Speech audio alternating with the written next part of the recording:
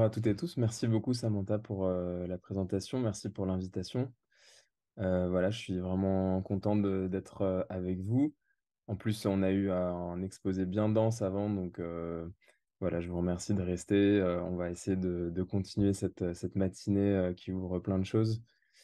Donc voilà, je vous remercie de votre présence et je souhaitais aussi remercier en particulier les interprètes dont j'ai vu que certains et certaines que j'ai eu la chance donc de rencontrer, avec qui j'ai pu échanger, étaient là. Et donc je suis heureux que voilà, cette occasion malheureusement trop rare de pouvoir parler un petit peu de ce que j'ai appris de vous me soit donné aujourd'hui. Donc merci encore. Je vais essayer de partager mon écran. Enfin, je vais pas essayer, je vais le faire. Mais voilà. Est-ce que je vais juste vous demander de confirmer que ça fonctionne bien? C'est bon, ouais, Maxime. C'est bon? Ouais, super. On te laisse, ouais, peut-être. Voilà, exactement. Voilà. Super. Effectivement, donc je vais un petit peu parler aujourd'hui d'éléments qui sont issus de ma recherche de thèse.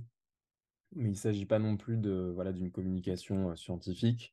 Donc, il y a un petit peu de temps parce que je souhaiterais développer un certain nombre de points, mais après, on aura donc l'occasion d'échanger. Euh, Ça a été dit, donc ça, finalement, je vais peut-être pas trop revenir dessus, mais le but de mon intervention, c'était aussi un petit peu de focaliser tout ce qui a été dit sur la question de l'interprétation, donc qui évidemment touche à des questions très très fondamentales de respect des libertés individuelles, de l'égalité des droits, de la barrière de la langue, etc. On a vu hein, que le volet asile de cette nouvelle loi, fondamentalement, il vise à accélérer l'instruction des demandes d'asile. Et la corrélation, c'est aussi d'accélérer les expulsions et qu'il y ait un traitement administratif plus rapide. Euh, Évidemment, ça a été dit aussi, mais là, c'est pour bien cadrer. C'est quelque chose qui a des conséquences directes sur la qualité des décisions qui vont être rendues. Donc ça, il y a eu énormément de prises de position qui ont souligné ça. Il y a même eu récemment une grève à l'OFPRA, enfin qui est peut-être toujours en cours d'ailleurs, d'officiers de protection, voilà, qui considèrent que dans les conditions en fait d'exercice de leur travail qui sont prévues par la loi, ça va être encore plus difficile, voire impossible, de rendre des décisions de qualité. Donc c'est quelque chose qui pose énormément de questions. Et ce qu'on a vu aussi, c'est à quel point finalement ce volet asile de la loi était minorisé dans le débat public, invisibilisé ou peu abordé. Mais au sein de ce volet-là, ce qui l'est encore moins, je pense que c'est évident, c'est la question de l'intervention des interprètes. C'est-à-dire qu'il me semble que autant on parle un peu de la question de l'asile quand il s'agit des expulsions, voilà, quand il y a des actualités tragiques autour des personnes anciennement protégées, etc. Mais évidemment, donc l'intervention des interprètes, on n'en parle jamais. Ce que je voudrais aussi développer dans cette présentation, c'est un petit peu essayer de comprendre ce que c'est que cette place des politiques relatives à l'interprétariat dans les politiques d'asile. Et pour ça, en fait, voilà, j'ai envie de faire une sorte de flashback en 1986, qui est une date en fait qui marque le début de plusieurs séries, de plusieurs axes de continuité avec aujourd'hui, qui sont assez frappants, je trouve. Donc, je souhaitais partager ça avec vous.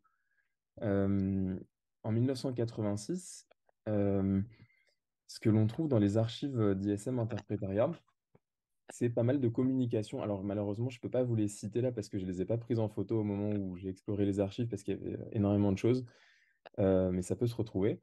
En tout cas, il y avait à l'époque, en 1985-86, plusieurs communications d'ISM qui disaient, qui mettaient en garde en fait contre la montée d'un climat raciste et xénophobe en France.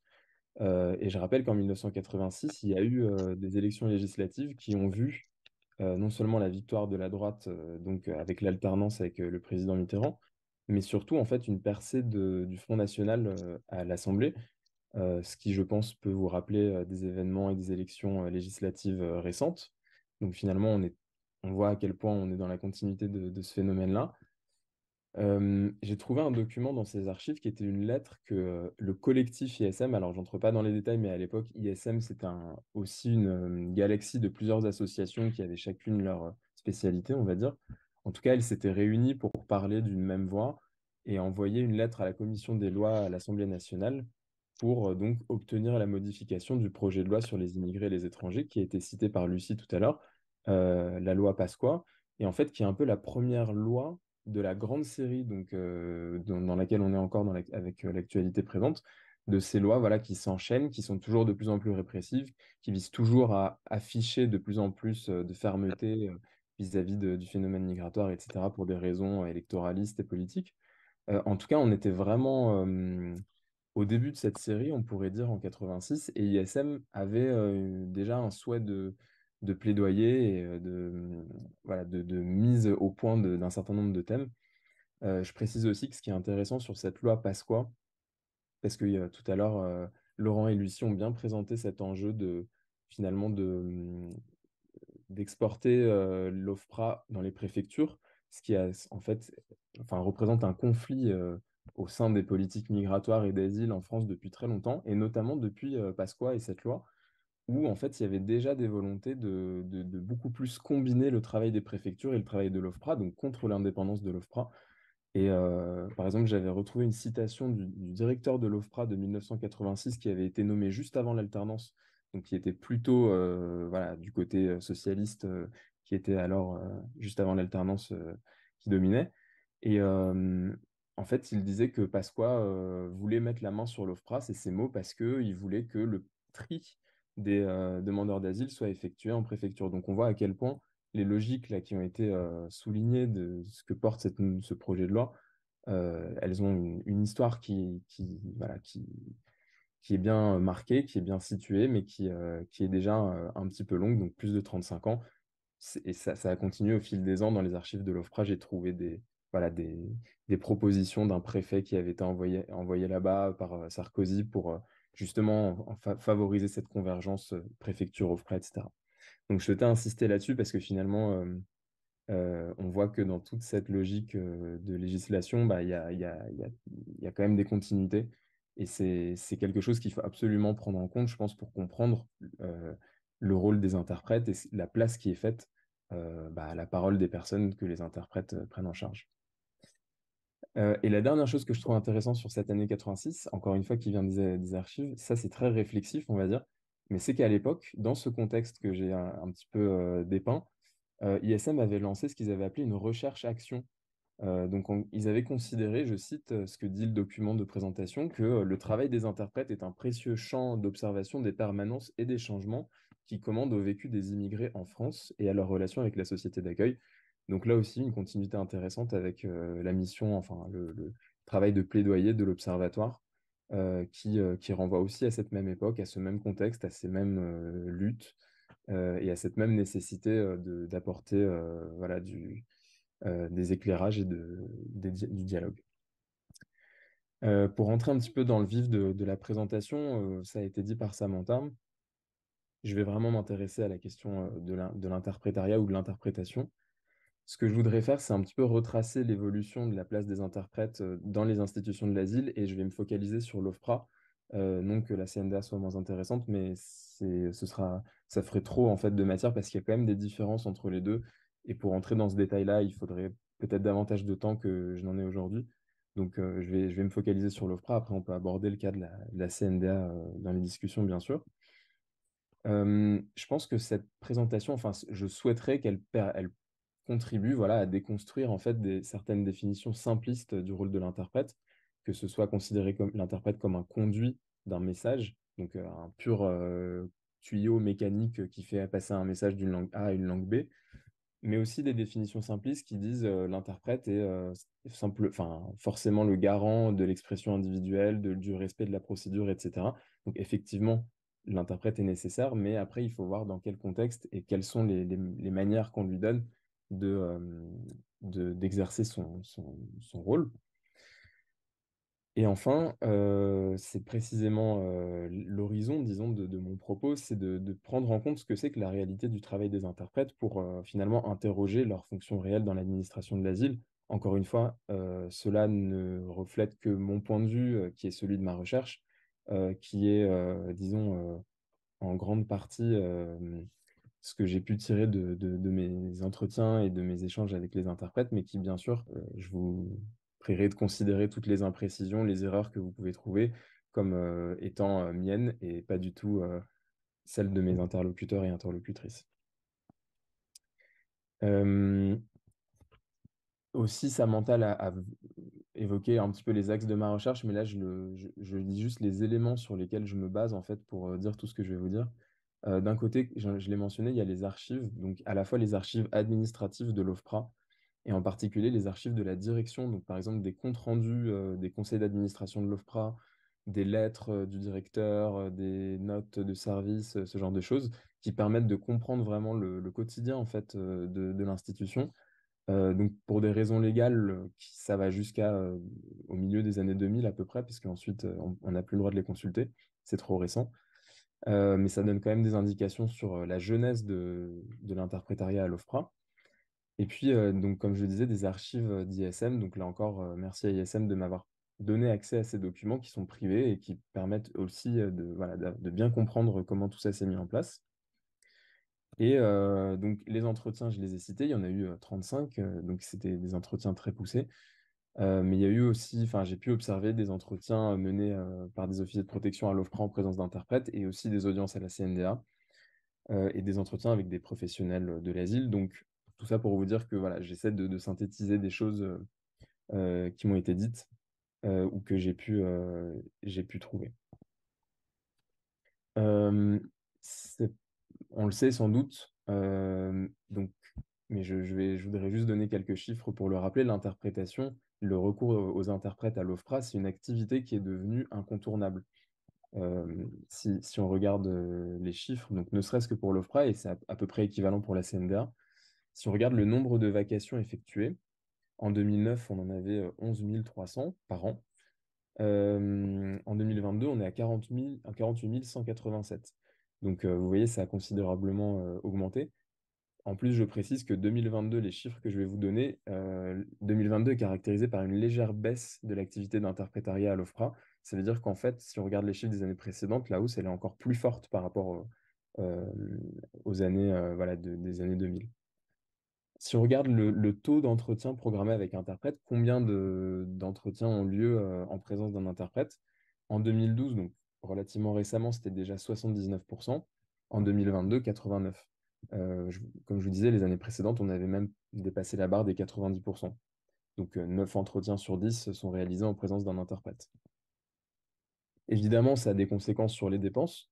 Donc là, les dépenses globales de l'OFPRA pour le budget interprétariat, donc tout prestataire confondu, en 2006, on était autour d'1 million d'euros. En 2022, enfin, voilà, entre 11 et 12 millions, c'est à peu près cette échelle.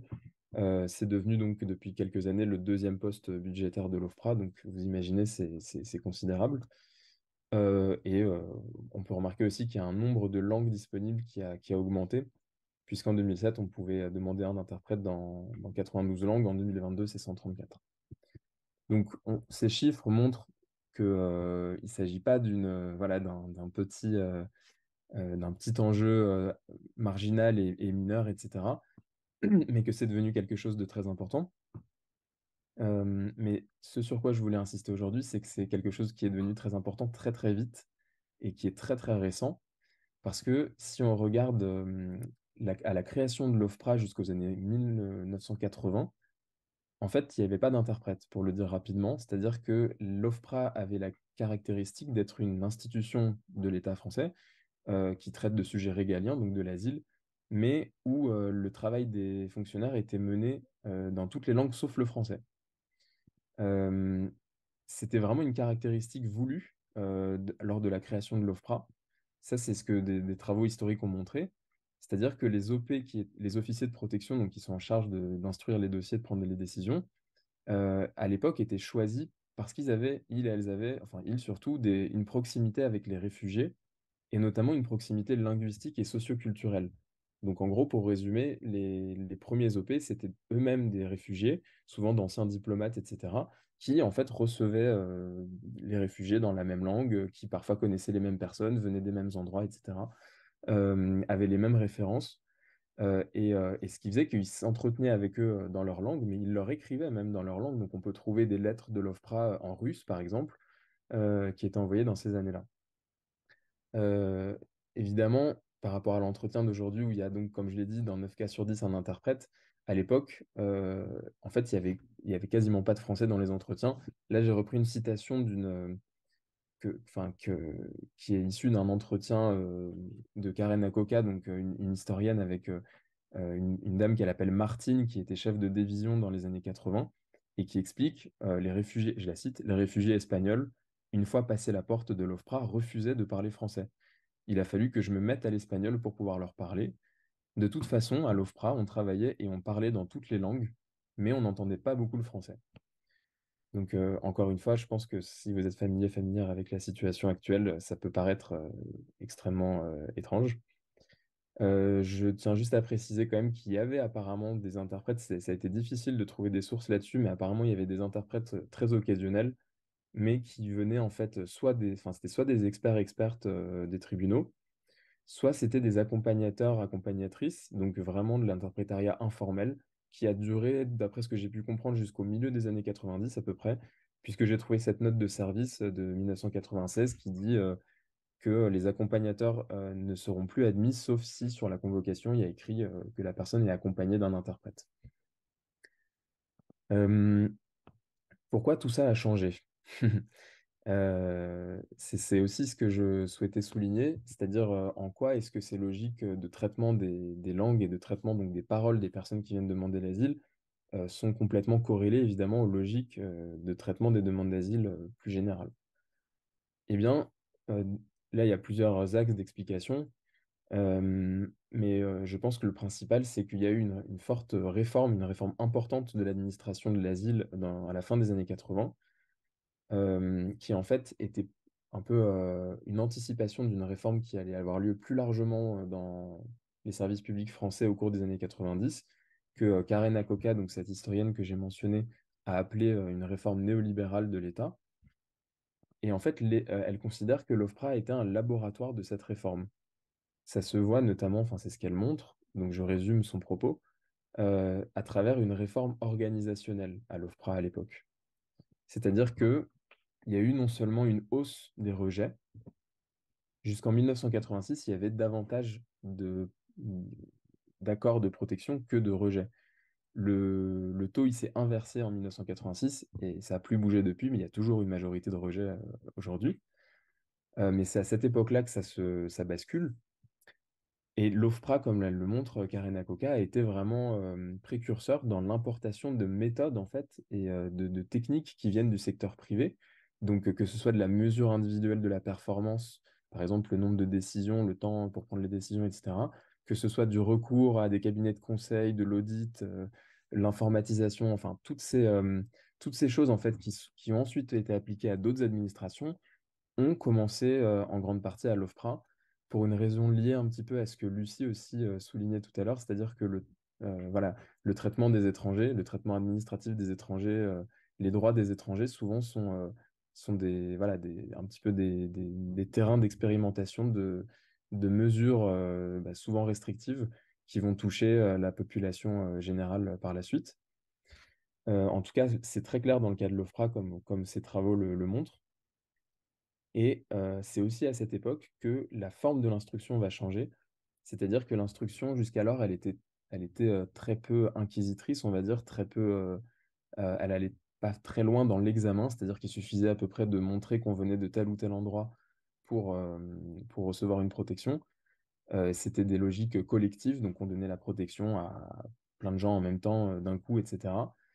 Le fait d'individualiser l'instruction et de la faire passer par un entretien individuel où il va y avoir une mise en question du récit, des vérifications sur les données, des recoupements, etc. sur ce mode-là, c'est quelque chose qui apparaît aussi à la fin des années 80. Donc c'est là aussi où l'OFPRA change de perspective, devient beaucoup plus axé sur un contrôle en fait et un examen.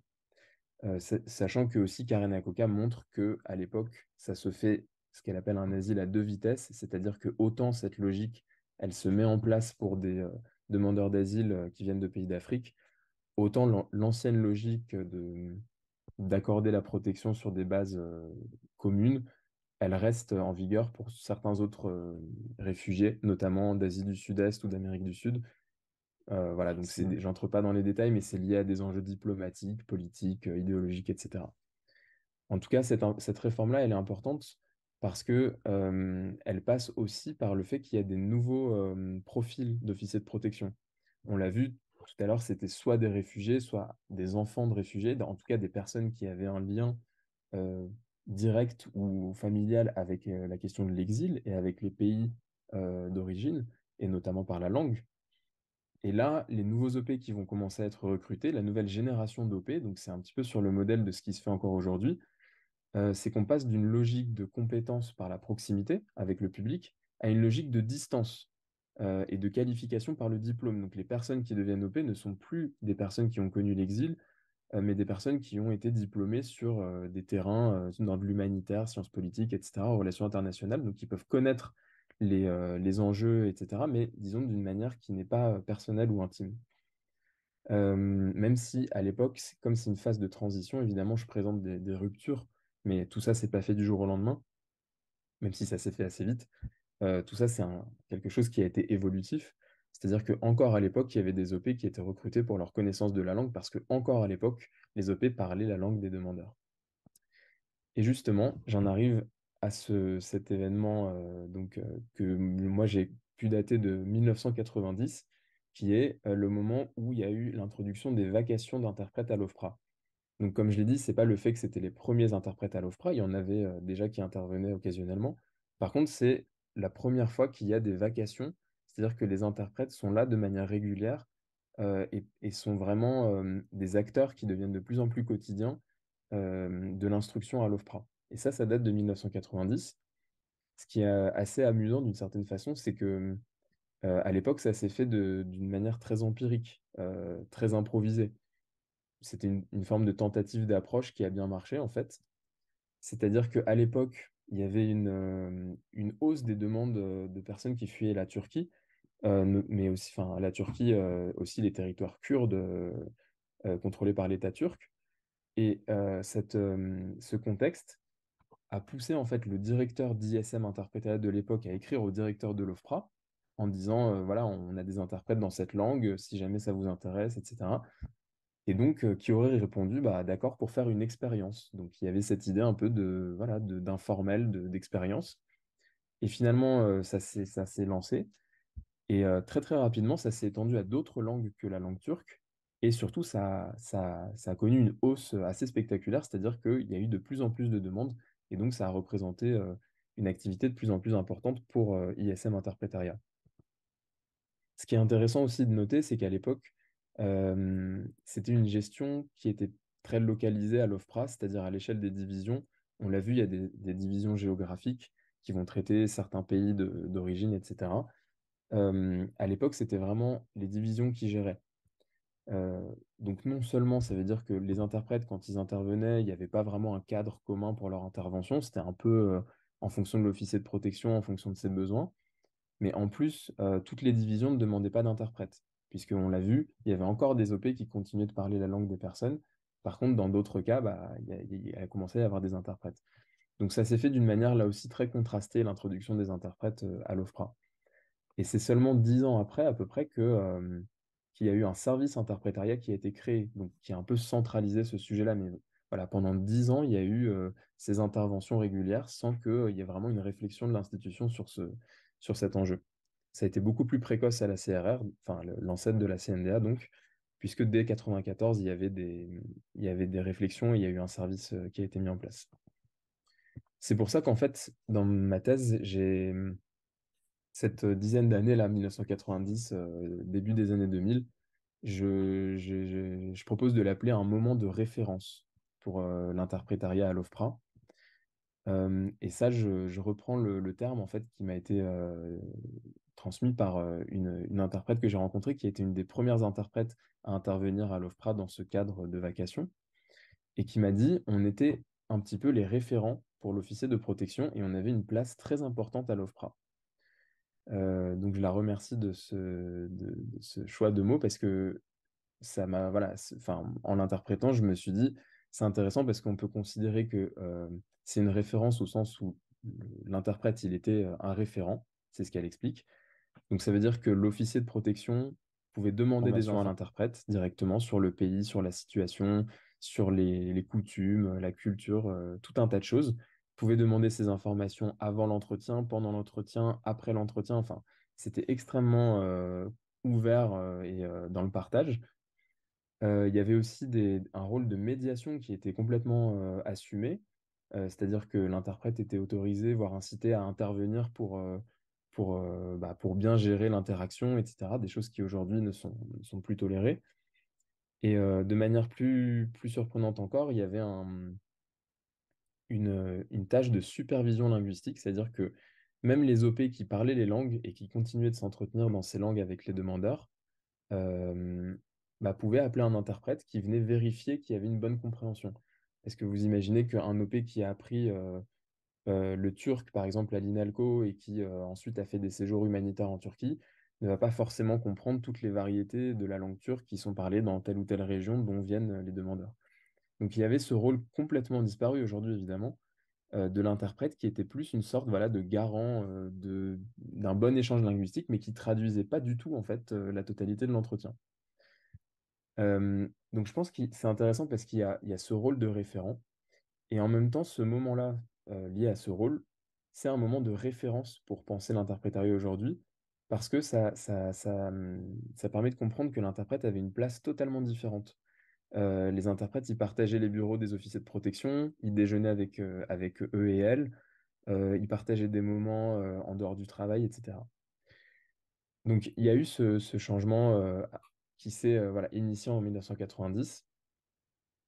Ce qui a fait que ça a changé, c'est des choses qui sont peut-être un peu plus connues, donc je vais passer plus vite là-dessus. C'est essentiellement en fait en 2003, notamment du fait qu'il y a eu encore une fois cette année-là une des nombreuses lois sur l'immigration et l'asile, qui fait que l'OFPRA a changé de dimension, c'est-à-dire que c'est devenu la seule institution à pouvoir traiter les demandes d'asile, alors qu'avant il pouvait y avoir les préfectures, etc. Euh, En plus, il y a eu la mise en place des marchés publics pour les prestations d'interprétation qui a complètement changé le fonctionnement que j'ai décrit, très informel, très voilà, en fonction des besoins directs. Non, là, il y a eu le besoin de passer par des marchés publics, d'établir des lots de langues, etc., beaucoup plus formalisés, ce qui a entraîné aussi plus de compétition entre les acteurs qui proposent des services d'interprétation. Et c'est en 2003 que pour la première fois, le rapport d'activité de l'OFPRA annuel qui existe depuis, donc ça faisait 50 ans que chaque année il y avait un rapport d'activité, c'est le premier en 2003 où on parle des interprètes.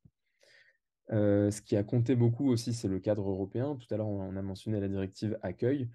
Là, en l'occurrence, c'est plutôt la directive procédure et ses transpositions dans le droit national, dans le CESEDA, qui a poussé notamment à systématiser les entretiens. Donc, baser l'instruction sur des entretiens quasiment dans tous les cas, et surtout donc obliger à recourir à un interprète dès lors que la personne souhaite s'exprimer dans une autre langue que le français, et ça c'est devenu réellement enfin, opérationnel, disons en 2015, c'est-à-dire que il pouvait encore y avoir par exemple des officiers de protection qui continuaient d'avoir des entretiens en anglais avec des personnes enfin, dans cette langue. Mais depuis 2015, voilà, c'est totalement proscrit. Donc, il y a des interprètes pour toute autre langue que le français. Donc, c'est très récent aussi. Ce qui est important à noter, c'est que c'est devenu surtout un enjeu de procédure dans tout ce contexte, l'interprétariat. On l'a vu, évidemment, des enjeux budgétaires considérables, ça, c'est beaucoup d'argent, mais aussi opérationnel, parce que pour convoquer les demandeurs d'asile à leur entretien, il faut prévoir les interprètes, donc il faut planifier l'intervention des interprètes, etc. Ce qui fait que dès qu'il y a un problème, ça remet tout le système en cause. Et vu qu'on est dans une logique d'efficacité, de rapidité, de prise de décision toujours plus rapide, évidemment, réussir à bien gérer les vacations d'interprétation, c'est devenu une priorité pour l'Office. Et c'est aussi une question procédurale au niveau du droit, parce que sur voilà, à certaines conditions que je ne détaille pas ici, mais on peut rejeter une décision enfin, contester une décision de l'OFPRA pour des motifs liés à l'intervention de l'interprète. Donc je ne détaille pas ça ici, mais on voit que c'est aussi entré dans le champ juridictionnel de la Cour nationale du droit d'asile. C'est quelque chose là que j'ai un petit peu dite, donc je vais aussi passer rapidement, mais à l'échelle Tout simplement. institutionnelle, les rapports entre les officiers de protection et les interprètes ont largement évolué à cause de toutes ces réformes. Donc là où il y avait des relations personnelles, le fait que selon une ancienne OP, par exemple, les interprètes et les OP pouvaient être très potes, que, ils se connaissaient, etc. On est passé à une consigne de distance parce qu'il y a eu quelques scandales de collusion, mais surtout parce qu'il y a eu cette dynamique de professionnalisation au prisme de la neutralité. Ce qui fait qu'aujourd'hui, il y a une séparation qui est assez nette entre ces professionnels. Donc, c'est de plus en plus rare que, voilà, que les interprètes travaillent avec des OP qu'ils et elles connaissent. Enfin, après, ça dépend de leur ancienneté, mais il y a un turnover chez les OP aussi qui explique ça. En tout cas, voilà, il y a beaucoup moins de relations directes avec les agents. Pour un petit peu finir, je voulais juste demander enfin, me demander ce que c'est que la place pour les interprètes aujourd'hui à l'OFPRA.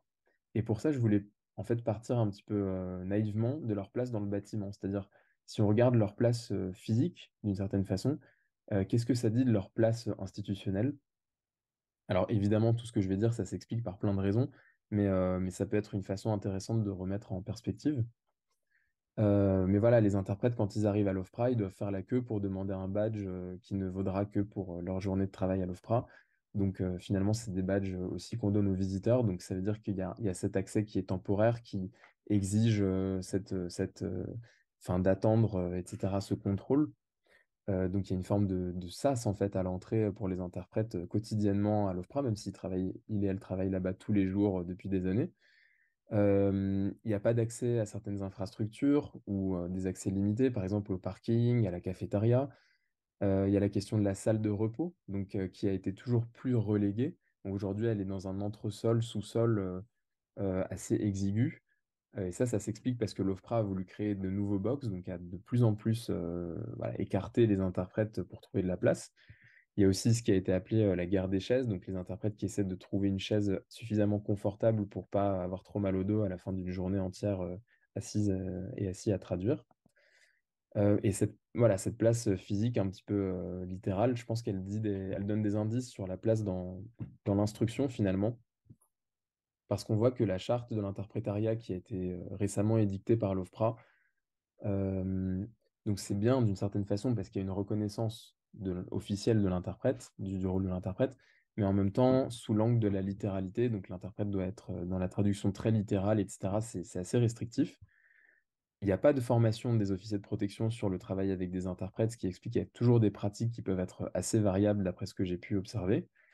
Et il y a surtout l'exigence d'une disponibilité totale de l'interprète qui peut être complètement hors terrain d'une certaine façon, c'est-à-dire qu'on exige des interprètes une disponibilité au niveau des horaires, mais aussi au niveau de la charge mentale, cognitive, émotionnelle, etc., qui peut être extrêmement dur, parce qu'on les considère d'une certaine façon comme des prestataires techniques extérieurs, ce qui pose tous ces problèmes-là.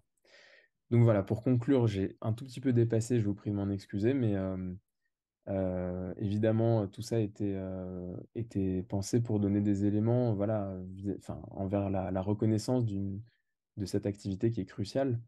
Euh, J'espère qu'on a vu que l'interprétation, c'était quelque chose qui était évidemment complexe, mais qui est aussi pris dans un contexte. C'est-à-dire que c'est pas ce conduit mécanique d'un message d'une langue A à une langue B. C'est pas non plus forcément la garantie de la pleine expression, parce que selon les conditions d'instruction, etc., et le rythme des convocations, ça peut poser des problèmes. C'est un enjeu éthique et politique qui est majeur dans ce système basé sur l'examen individuel du récit. Et donc, c'est une nécessité de le reconnaître au sein des politiques et les réformes de l'asile, mais aussi au sein des institutions. Voilà, je vous remercie pour votre attention et je suis heureux de pouvoir échanger avec vous.